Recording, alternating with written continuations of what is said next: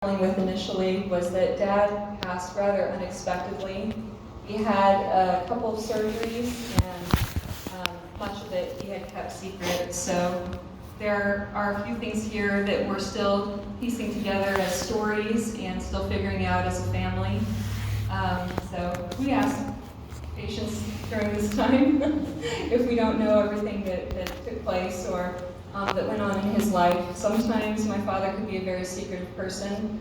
I'm really grateful for that letter that came from my Aunt Joni the other week, and it kind of came just in time because we had no idea that he had had such a difficult childhood and that he overcame so much illness as a child. He kept a lot of things a secret, and that was kind of his way. If he felt that it was something that would bring someone else down or not bring someone joy or comfort, he generally kept it quiet and kept it to himself. And I honor and respect him for that those were his wishes, but I also wish that there had been more time, because we loved him very much. Okay, I did have a eulogy prepared for you all, so I hope not to ramble too long up here. This is your time. I'm also related to my father, so I intend to ramble a little bit. Sí, señorita. So, We got the gift of gab.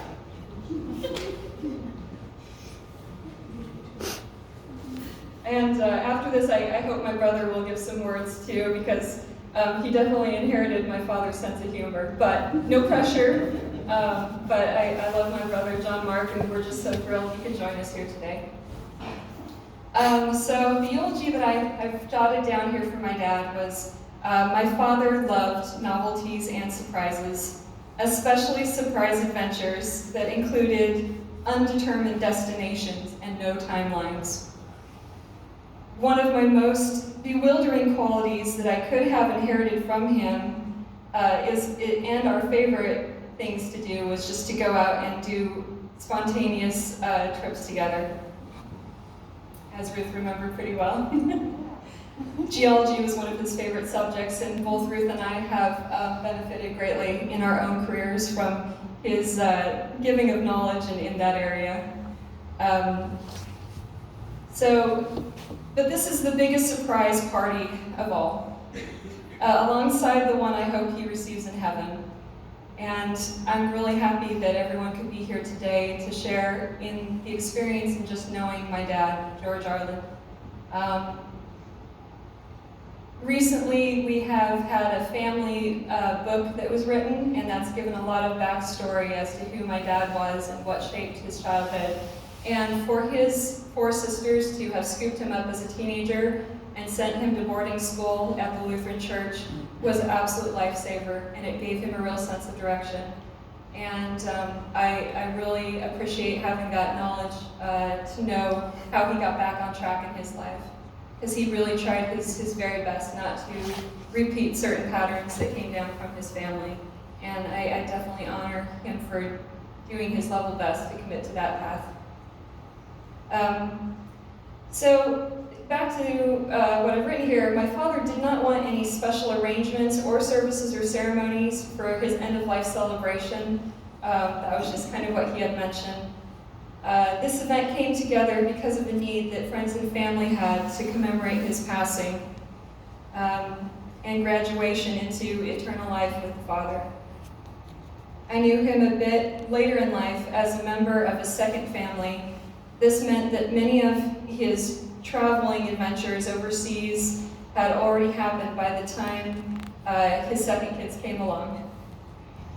In order to see through his eyes a bit more and to understand his life and humble beginnings, I have recently watched a couple of his favorite movies, and I think I'd just like to share that with you guys today. One of my father's favorite movies was called Hatari with John Wayne. And you can imagine why. It had all the highlights of Africa and reminded him very much of some of his African adventures, as well as going hunting with some of the people in Sierra Leone. And he brought back many treasures from that trip. Amongst them were things like antler horns, leopard skins, things, yeah, pieces of ivory that were somewhat pseudo-illegal to have in America that he treasured greatly. These were all part of his legacy. The second film that I'd have to mention would be The Lawrence of Arabia with Peter O'Toole. And I mention it because my father's love of language and learning was always at the forefront of his life. He was able to communicate with people in a way that I have not really witnessed since. He could connect with almost anyone just through the earnestness of his heart and a gift from God. And his ability to speak different languages is something that our family has cherished very much, and we've tried to pass on as well to our niece, who is in college right now learning language as well. We're very proud of her. I'm very grateful for this gift because he sat me down as a young child and he said, now I have 3 books of different languages. One is Latin, one is Spanish, and one is German. And I want you to pick one and study it thoroughly. And so my favorite books that I got from him were actually Latin and The Ley Lines of Rome. And I learned so much from that particular book, but also his favorite book, which was about the military endeavors of Hannibal, which also very good adventures. The third movie that I've seen recently that surprised me the most, that reminded me of my father, was Babe Ruth, and that was with John Goodman. And the story of Babe Ruth is incredible. He was a man who was almost self-made but had great mentors, and who also had a very challenging childhood, and a life that was full of turmoil. And the parallels between them both ending up in sort of a pseudo boarding school style setting that may have saved their lives was overwhelming to me. But it rang a bell. It rang true. Because my father was a sponge that soaked up as many good things around him from the church and from his sisters as possible.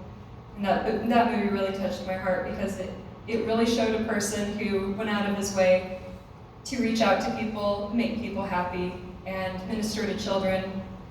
I just recently found out, thanks to Liliana, that my father was also a minister for Cowlitz County prisons as well.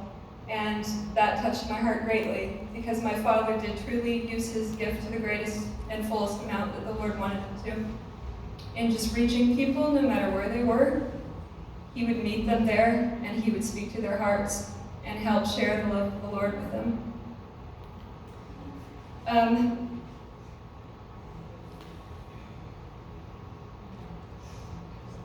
So, a lot of what I've written here today is just in reminiscing about my father and the great man that he was.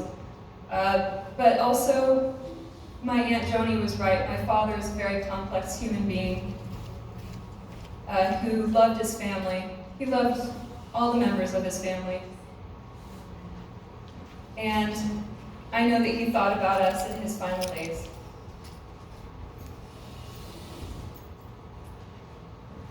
My dad often had wonderful jokes to share with everyone and memories, and I know that in keeping with his legacy and his memory, that I should pass on the mic to someone else to share whatever happy stories you folks might have. Just know that I am truly blessed and honored that you all came out today to help our family through this time of grief and mystery. And I'm just so glad to be a part of this church and this family. So thank you. And if you don't want to come up here and speak, you are very welcome to stay in your seat and maybe we can bring you the mic. Because some of us have stage fright.